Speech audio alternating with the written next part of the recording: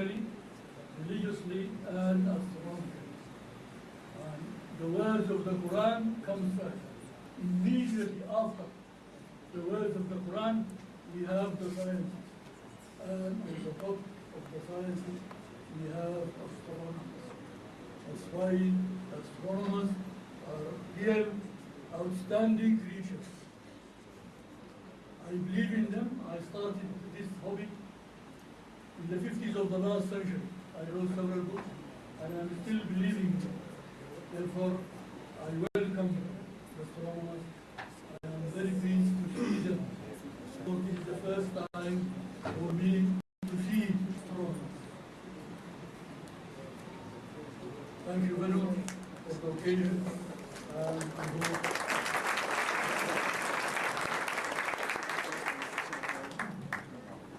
Ustaz Muhammad Kabarra is a mathematician, a mathematics teacher in the 50s, and he's been in one of the most four top secondary schools in the 50s teaching. He's a very keen, I will call him an astronomer. He's been writing books, pushing hobby, being hobby of astronomy, been trying to get many generations interested in astronomy. Thank you very much for coming.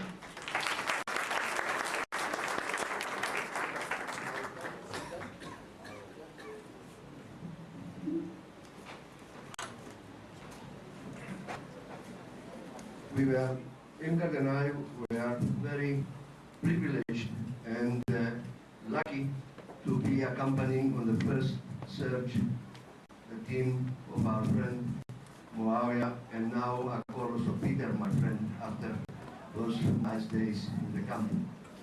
Of course, you all knew, or you all have read the excitement that this finding created, and it was all over the internet, and I followed it. But one thing struck my mind, apart from the importance of finding this asteroid, that a doctor of physics, I think, said, and I quote, "I am very pleased to point out that Dr. Muawiyah Shaddad is sporting the best hairstyle after Einstein." Anyway, thank you very much, Muawiyah, friend Muawiyah and Peter, that they gave us this privilege and this opportunity to be with you.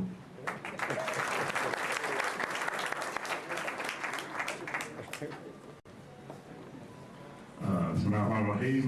Thank you very much, Dr. Shaddad. Just now you talked about a peak for foreign bodies around the axis of your trajectory. I'm asking whether is it important, or you really think there is a peak of such phenomena? Because from a mechanics point of view, I see that the environment of forces is very complicated. Thank you.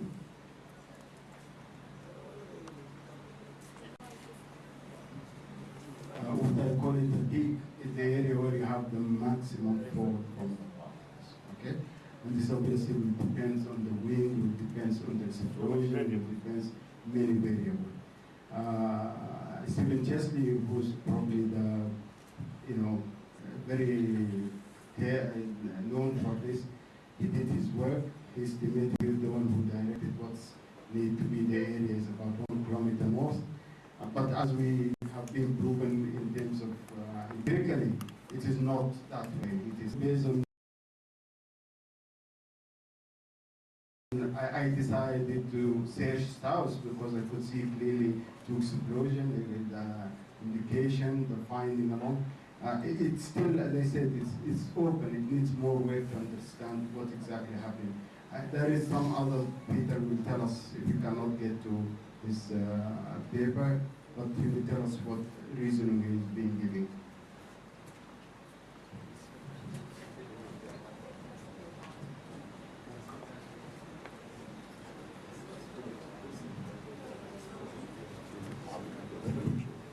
How do you think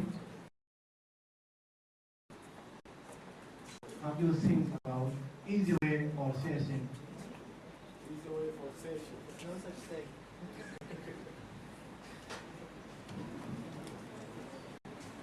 Because the information of the size and most of it coming to dust and so on, honestly, I could not think of an easier way than actually to sweep, you know, the test. I couldn't see one. I had a very unbelievable idea. I was going to go to the police dogs, okay? And I was gonna make them, because the pieces are fresh, they could still get the smell of the pen and so on, okay?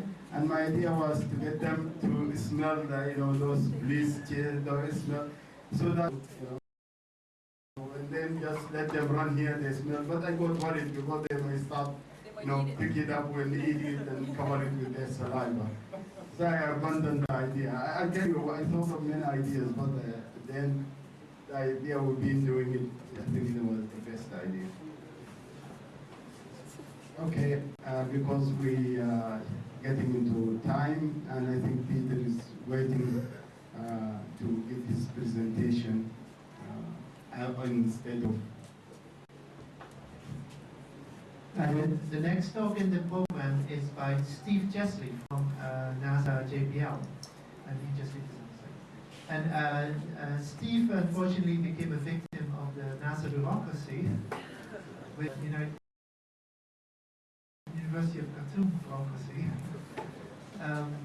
So unfortunately he cannot be with us this time.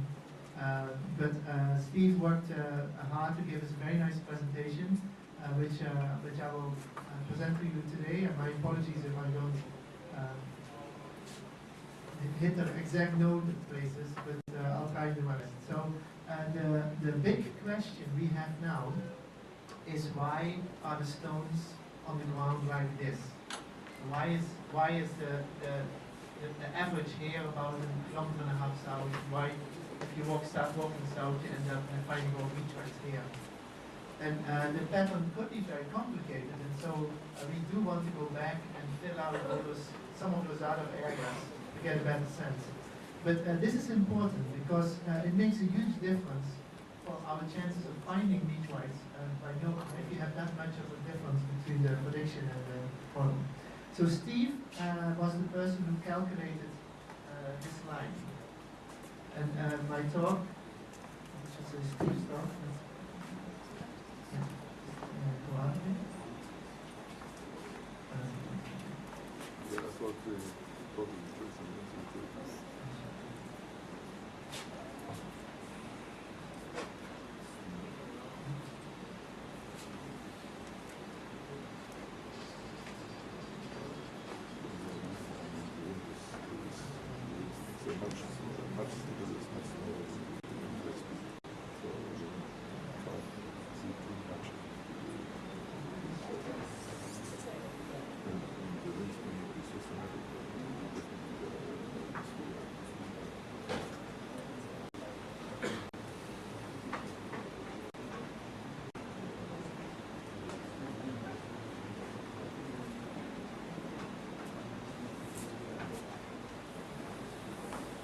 propulsion laboratory in the Near Earth Object Office. So they, as a profession, study these asteroids that are coming close to the Earth.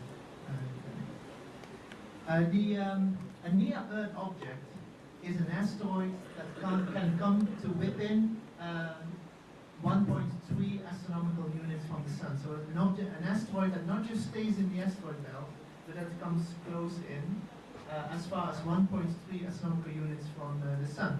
So basically 0.3 astronomical units outside of Earth's orbit. That means that that type of an asteroid can evolve into orbits that might make it hit the Earth. And so that's the reason why people are interested in these objects. So the purpose of the Near-Earth Object program is to coordinate the efforts to detect and track these near-Earth objects in space. And that's what the program does. And there is a larger, a wider scale effort going on, which is called Space Guard, and it involves many groups, many organizations that discover asteroids in space, and they are looking for asteroids that are bigger than 1 kilometer. So there are objects out there, there's many objects out there. People think about 1,100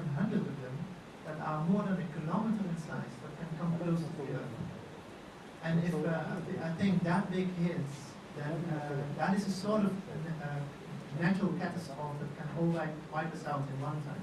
It can really completely destroy humankind. So it's very dangerous. The dinosaurs were the last to experience that sort of thing happen. So they think there's about 1,000, about 1,100 objects that are bigger than 1 kilometer that can come close, and they are searching for those.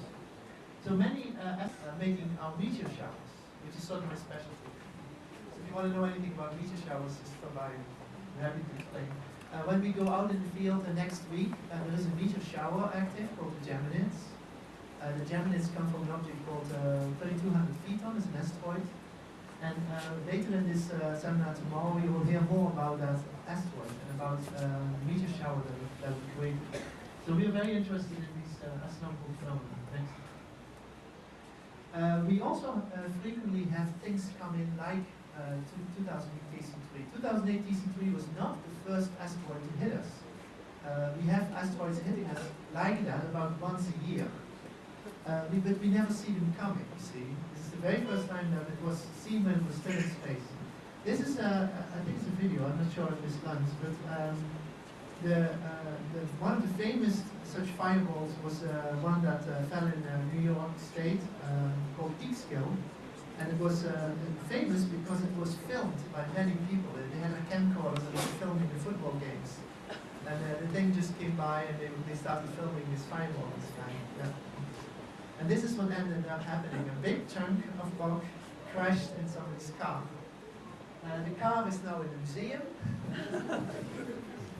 And the meteorite it has been studied and turns out to be just an ordinary rhomboid. Now, 2008 TC3 could have been an ordinary meteorite, like 80% of all meteorites.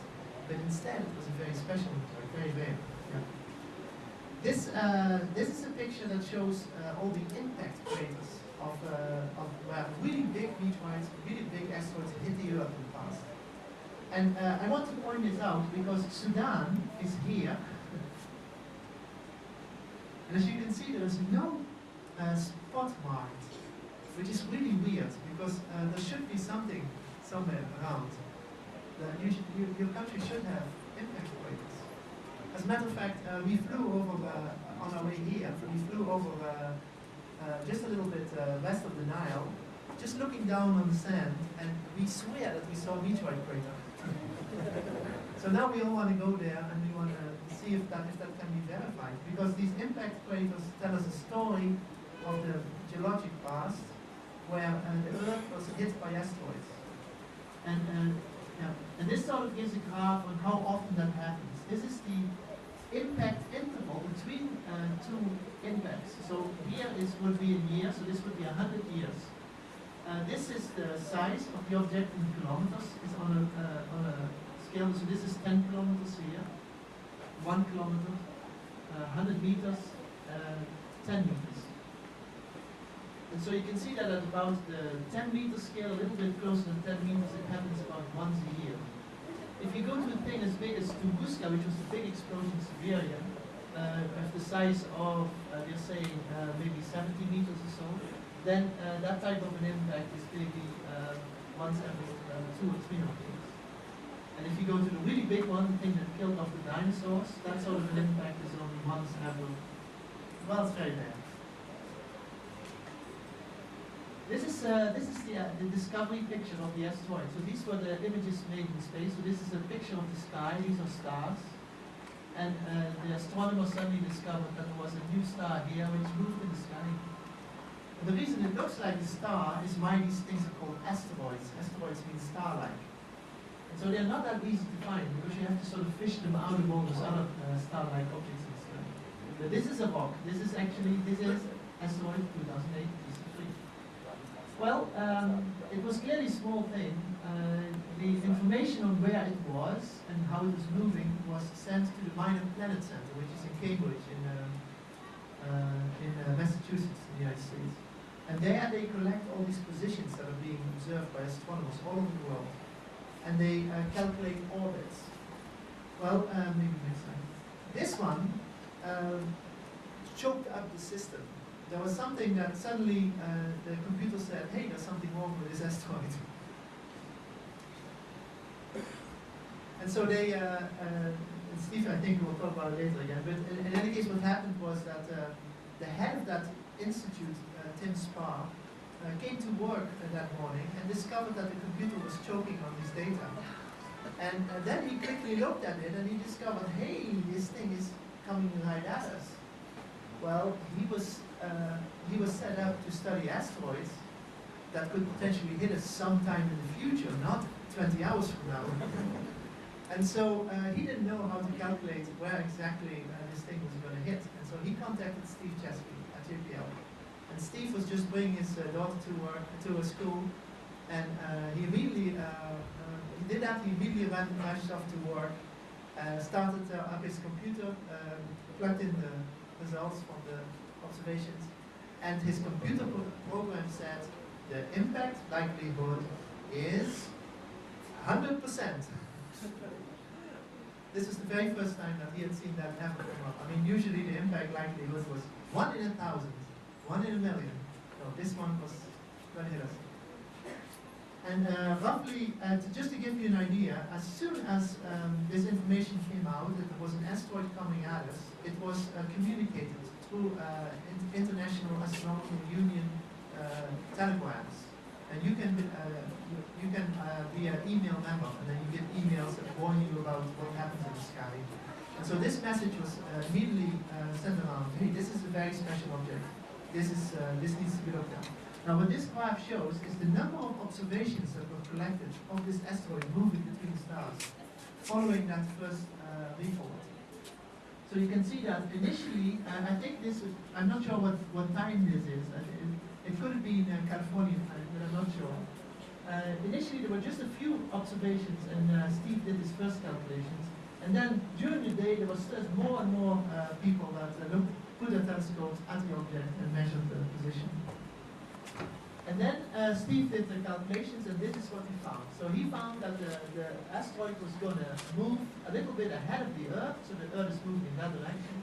That's what was going to move a little bit ahead of the Earth, but then the Earth's gravity would bend it down, and it would hit just on the morning side of the Earth. So the Earth is rotating this way, and this is the dark side, the light side. So it was just hit just before dawn. This is that was the question initially. He didn't know. You see, this is the where he thought the asteroid was going to hit when only 4 observations were known. And you can see that it can be all over the Earth, basically in a broad band. So that's initially where he thought it was going to hit next. Then after 11 observations, the solution, the orbit of the asteroid was already better known. And at that point, they knew it was going to hit here.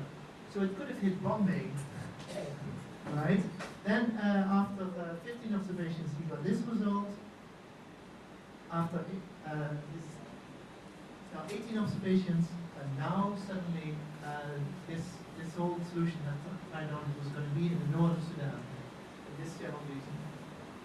And then the final result, this was after 26 observations. This was after 35 observations, and this was now after 53 observations of the asteroid. And so Steve, at that point, knew exactly where this thing was going to enter the atmosphere when it explode. This shows uncertainty. This is in kilometers. So these are all the different answers that he got from his computer program. If you look at the distance in kilometers, this is 1 kilometer in longitude and in latitude. So this is the point where the object is at 50 kilometers high. So coming into the atmosphere at 50 kilometers, the object is somewhere around this position on the Earth, which is pretty accurate. I mean, it's only about a kilometer uncertainty in that direction, but we don't care about that. It's only 150 meters or so, plus or minus, uncertainty in that direction, which means that your trajectory you can calculate very precise. The impact was observed. Initially, we only heard about a pilot who had seen it from an airplane. Later, we heard that thousands of people along the Nile had seen it. There was also satellites that observed it from space. There was a US government satellite network that had detected it. And they put out a brief message saying that they picked it up at 65 kilometers and 37 kilometers. And this is the observations by HUSAT-8 satellite, which you'll hear in the next after the break by Jacob Kuipersdorff. So the object was observed, this of course you know, we just heard the story of Maria, and we went out and thanks to that, so many students participating in this effort, we were able to recover some of the meteorites. Yeah. Now, Steve is puzzled by this, because he calculated the track as shown on this line here. So this 30-kilometer point would be that blue point there. So that's where the object would be 30 kilometers high. The thing exploded at 37, so it's somewhere in this area. And why do you find these meteorites concentrated? This was just the first result, but when we blend back, all the meteorites are a little bit south of the trajectory. Why is that? Next. So he tried to figure that out. And so he adjusted his model, the computer program that he uses to calculate the trajectory, to include the Earth's oblateness. He put in a more precise model for how the Earth rotates, even how the pole moves. He looked at star catalog biases, which means that if an astronomer points his telescope at the sky and he sees this thing move, then you know the position because you know how it moves relative to the stars. But if there's a problem with knowing the positions of the stars, then you can be wrong with the asteroid as well. And so he checked all the catalogs, he corrected for that and made sure that the best catalogs were being used. And then, when I was at the IU General Assembly in Rio, we found some people that had actually observed the asteroid from Uruguay and from Brazil. And that was really exciting because they had seen the asteroid from the other side. So this thing was so close that there was a huge perspective. People on the north saw it that direction, people on the south saw it that direction. And so they were now able to include those as well. And then this is the improved trajectory. And you can see there's hardly any difference. It's the whole trajectory in this solution now, the new trajectory is only shifted south by 120 meters. And we have a discrepancy of about 1.5 or 1.6 kilometers or so. And so the most of that uncertainty is a long track, it's not even perpendicular to the track. So he says the southward bias must be due to something else. Winds or whatever. And so that's something that is a topic of discussion in this workshop because we don't have the answer yet. Yeah. Next. So in conclusion, the system worked, SpaceGuard as a technique worked, the asteroid was discovered in space, the positions were transmitted, the orbit was calculated, and the impact point was calculated. And then the information was very quickly dispersed, and so the astronomers had a chance to look at the asteroid and follow it coming in. The positions that came out of all those observations were then used to calculate where the thing hit on the ground. And all of that seems to have worked just fine. The problem is this 1.6 kilometers difference. So I hope that sort of gives the flavor of Steve's talk, and if you have any questions, please let me know.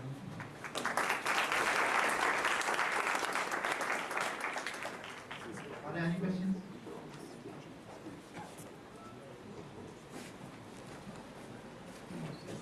Peter, if this southward bias were due to winds, then you might see a sorting effect in the size of recovered fragments. Do you see anything like that?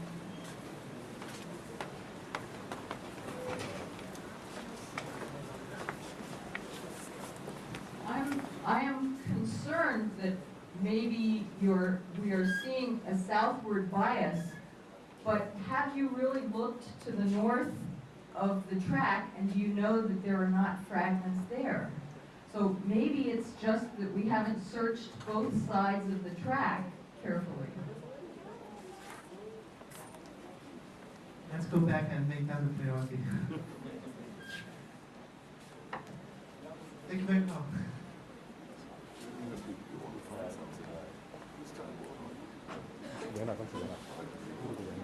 Has anybody included winds in wind models in predicting the fall location? So they have. And how does that predict, what does that show in regards to the sorting that was referred to? Small particles will be affected more strongly than large ones. I would like to ask about the explosion. Is it a normal, common phenomena for falling meteorites or asteroids falling on the Earth, or this is a special one?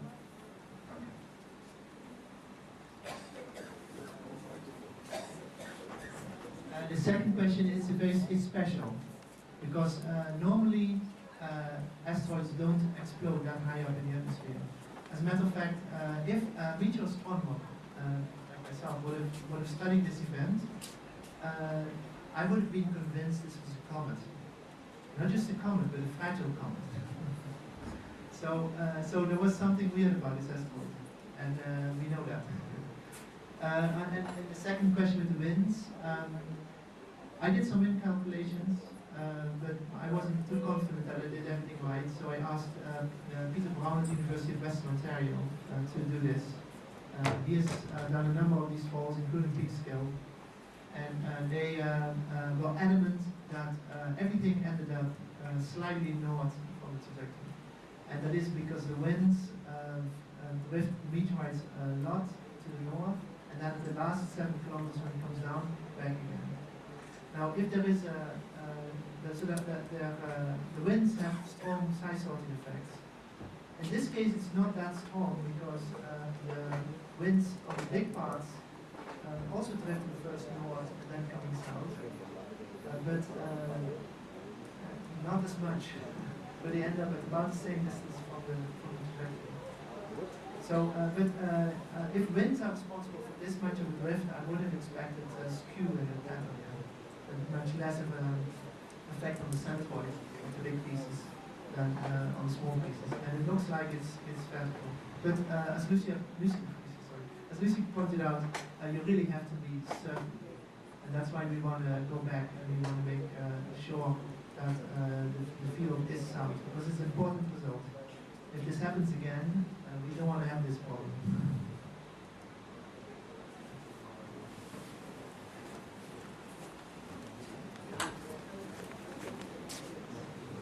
So, if you throw a tennis ball at a boomerang the same way, they're not going to fly in the same manner.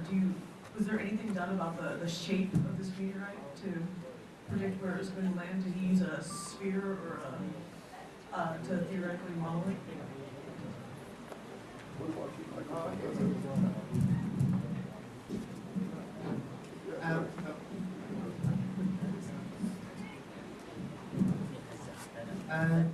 This is one of the things that still need to be done. That's why we are collecting very carefully the positions of all meteorites and remembering what meteorite exactly belong there, because we can in principle put the shape of the meteorites in the models as well and see how much of that of an influence it has, which has not happened yet, because we just don't have enough information on the shape of the meteorites, which needs to be collected here. Let's stop for a break. I believe tea is being served. I was invited to tea, and you can go out from this door. Thank you very much, and we'll come back in 15 minutes. Yeah. I was tempted actually to include in my slides the ones that is being put out in the net, but I refused. I said I will leave it when I'm presenting. Very beautiful. Thank you very much. I am very happy to present our results in this way. Many people managed to get astrometric observation of the asteroid DC3, as you already seen, but some of them are also able to get photometric measurements, which means how much of the light the asteroid reflects to Earth. The best data obtained are by these two colleagues from USA, but there are others. These amateurs from Spain and Italy, and also people from United Kingdom and Francois Pujol, correctly, from France.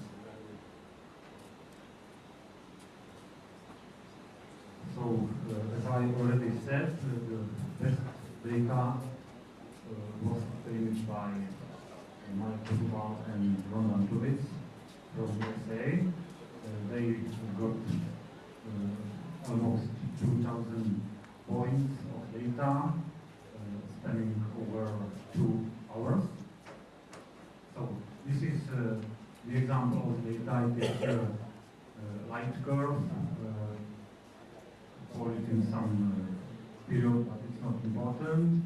What is important is that the amplitude of the light curve was over 1 magnitude, which translates to a fact that the body had to be quite elongated. The ratio of the largest and the smallest axis is around 2 to 1. The first analysis of photometric data was done by my boss, Petr Pravec, who found that there are 2 periods present in the light curve.